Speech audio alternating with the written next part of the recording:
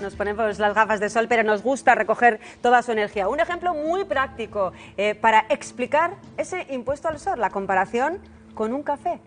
Sí, yo creo que la comparación que utilizaba Paula es muy buena, porque realmente se está hablando de algo que te quieren poner un impuesto que quede muy claro. Esto no se trata de que tú estés vendiendo energía a la red y por utilizar la red para vender energía y luego recuperarla te pongan un impuesto. Alguien que tiene en su casa, en su tejado, una placa solar y que te la utiliza para sus electrodomésticos, simplemente para ahorrar energía. O sea, es como si fuera un electrodoméstico negativo. Un electrodoméstico que en vez de lo enchufas y en vez de consumir, lo que hace es que aporta energía. Y lo único que ves es como si el contador diera vueltas al revés. Eso es lo que hace una placa solar. Es tan sencillo como eso. Es decir, es una medida de ahorro.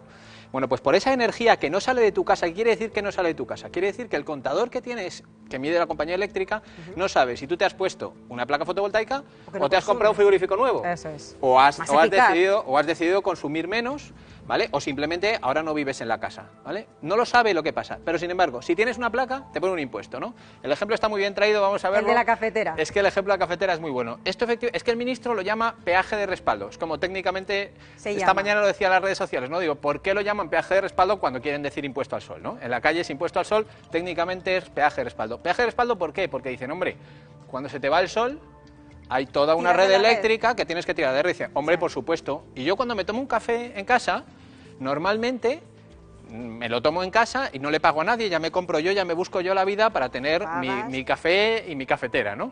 Claro, esto es el equivalente a que yo al bar, efectivamente, le pagara medio euro, ojo, no por cada café que me tomo en el bar, sino por cada café que me tomo en casa. Y le pago medio euro por si acaso algún día se me agotan a mí los cafés de casa y me tengo que bajar al bar. Por él. Es lo mismo. Esto es el equivalente, ¿no?, que tenemos aquí, claro. Cuando te vas a nivel de lo que son las placas fotovoltaicas, no hablamos de medio euro, hablamos de mucho más, ¿no? Entonces, el ejemplo sería... estamos hablando? Claro. Esto depende del número de placas que te pones. Pero si te pones 3 placas, que es lo básico, para cubrir en torno al 30% del consumo doméstico, hace falta solamente 3 placas, ¿vale? Es muy sencillo hacer esto. Serían del orden de 90 euros al año que tienes que pagar según el borrador de normativa que hemos conocido por el Gobierno. Por el borrador todavía. Vale. Eso es. Claro, alguien me dice, claro, Jorge, es que tú haces trampa. El ministro seguramente, si nos está viendo, me lo dirá. ¿Por qué haces trampa? Dice, porque el sistema eléctrico es muy complejo, no es lo mismo, el café está separado, tú tienes una estructura de las cafeteras por ahí, aparte del resto y tal. Bueno, pues vayamos a lo que es la realidad, a ver cómo alguien nos puede explicar cómo va a funcionar este impuesto, ¿no? Tenemos el siguiente gráfico, que lo que muestra es lo siguiente. Lo que nos está diciendo este impuesto al sol es, imagínense que yo tengo una casa que tiene las placas solares, una casa donde yo antes consumía, la media de una familia en España son 3.500 kilovatios hora al año, ¿vale? Yo tenía el consumo medio, resulta que me pongo 3 placas, estas que te digo, y con esas 3 placas ahorro el 30%, paso a consumir 2.500. ¿Qué pasa? Que tengo otra casa, por lo que sea una segunda residencia, o porque tienen un frigorífico más eficiente que el mío, o por la razón que sea, que consume desde siempre 2.500. Bueno, pues con el impuesto al sol, lo que va a ocurrir es que la casa sin placas solares va a pagar al año 659 euros por los 2.500 kilovatios hora y yo, por los mismos 2.500 kilovatios hora, pretenden que pague 748, es decir, 90 euros más que la otra. Claro, esto, ya digo, esto ya es sin trampa, o sea, esto ya no es la cafetera, ahora hablamos de electricidad. Esto se lo expliqué una vez, hace no mucho, a un profesor de una universidad americana, del MIT, y no cabía en su sorpresa, ¿no? Y la semana pasada estuve también con gente de la isla Reunión, de la colonia francesa, y tampoco me decían, pero esto me lo tienes que volver a explicar. Pero vamos a ver, entonces, ¿qué va a hacer esta gente si le va a salir más caro?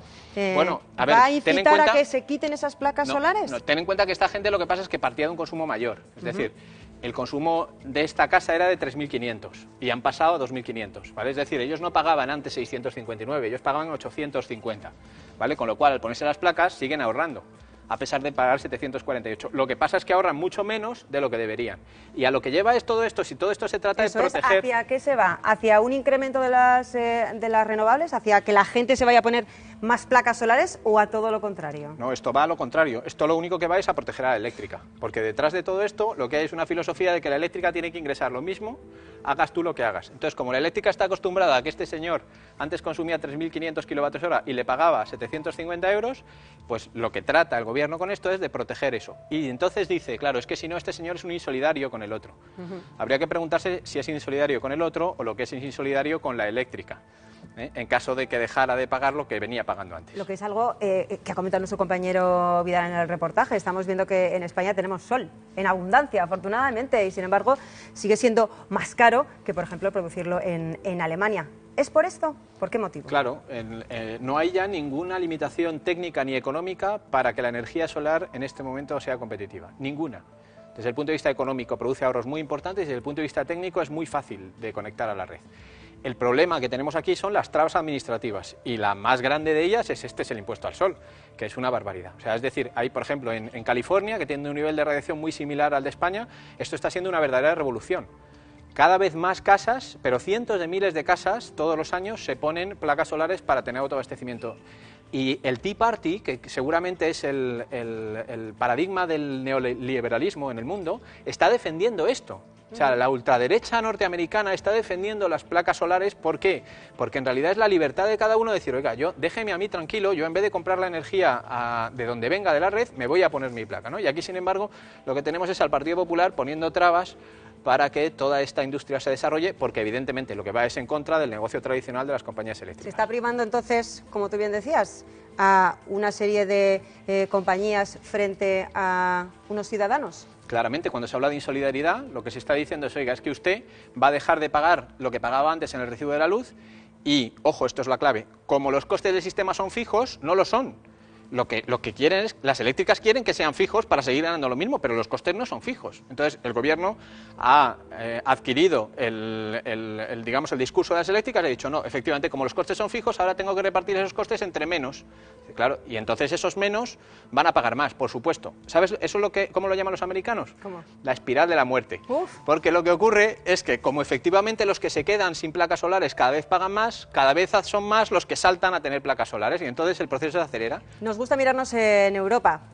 Allí de ellos tenemos que aprender, también de los Estados Unidos. ¿Se aprobará definitivamente esta ley? ¿Este impuesto estará recogido en la futura ley? Bueno, vamos a ¿Se ver. aprobará como Vamos tal? a ver también, yo estuve con el anterior comisario de Energía, con el señor Oettinger, y nos prometió que si el gobierno lo aprobara en los términos en los que estaba, iría contra ello. Ahora el problema es que ya no está el señor Oettinger de comisario de Energía, ahora está el señor Cañete, el señor Arias Cañete, ¿no?